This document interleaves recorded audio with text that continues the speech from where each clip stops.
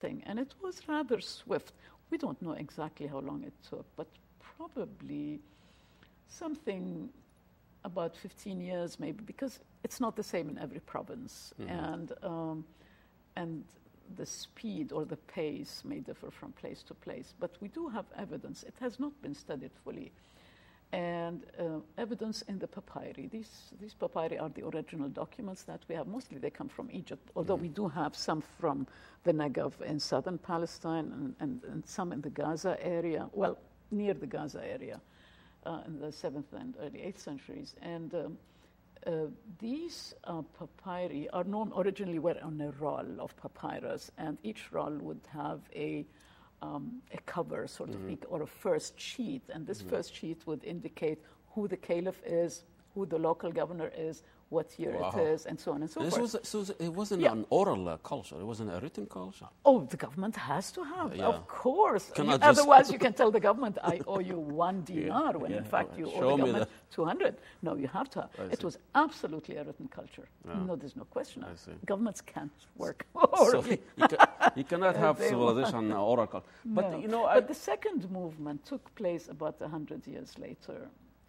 This was under the Abbasids, which is the second dynasty, and with the center in Baghdad, not in Syria.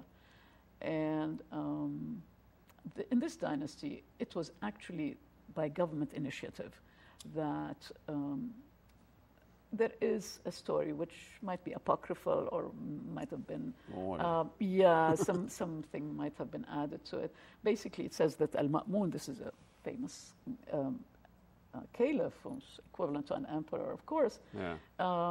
He died in 830, I think. I'm not very good on Gregorian dates. It's written somewhere. He died in roughly 830, and he actually established some kind of research center. We don't know.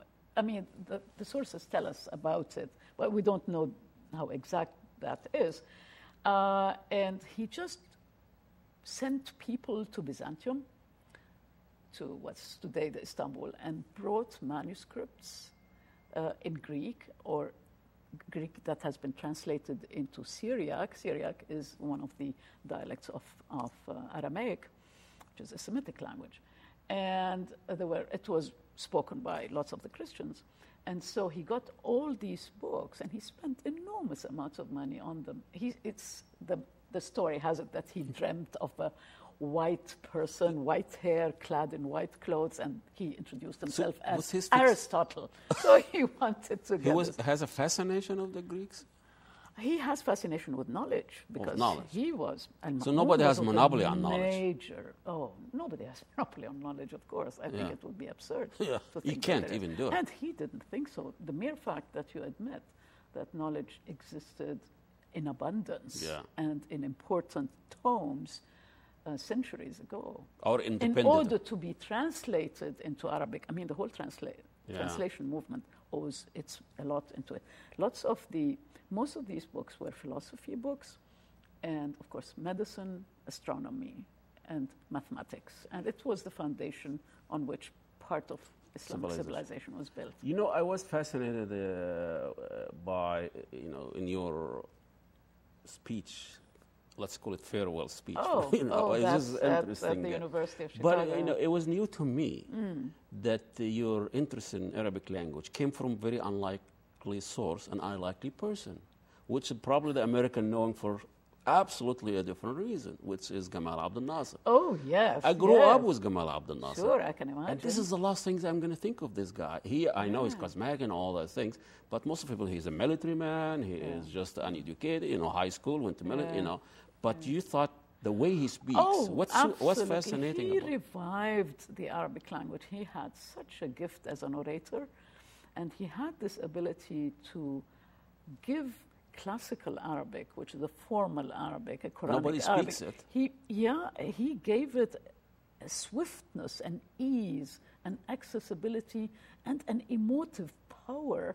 And in the process, without realizing it, because he was such a creative person, he created new words. He created new words, new sentences, and he even, without knowing it, every now and then would take a phrase from the Quran and just inserted there. I'm sure he's completely Really? He was completely unaware honestly, of it. I mean, No, honestly? absolutely.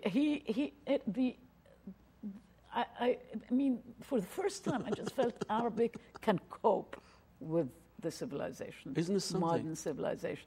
The inspiration we had is great. Beside his political and economic whatever, this is a different thing. Yeah, I had to hear him actually. Yeah. I don't think it would have had the same effect if you had just sit there and just read this stuff. It's like Mubarak or something. Yeah, it's a different character. Yeah, it's the charisma there, and of course, the involvement and the sense of pride that he put into the language. When I went to the university and people asked me what I was doing, I said I would like to do Arabic literature, and they would say, "Oh, everybody knows Arabic literature. Why don't you do English literature, French, German, something?" Spanish. So there was a certain disdain with which Arabic was perceived. Interesting. And Nasser came and told us, "No. You should be proud of it, and you have a long history that makes you proud.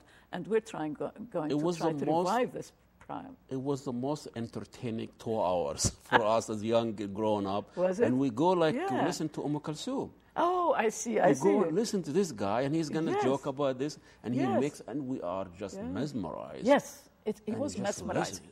To listen to the leader. Yes. And, he's still new, and he's the head of the country, and whatever. Right. But as somebody, grew up in Lebanon and Egypt, as an Arab person, studying Arab history and Arab civilization, Arab language, which has been studied as presented to the West through Orientalists.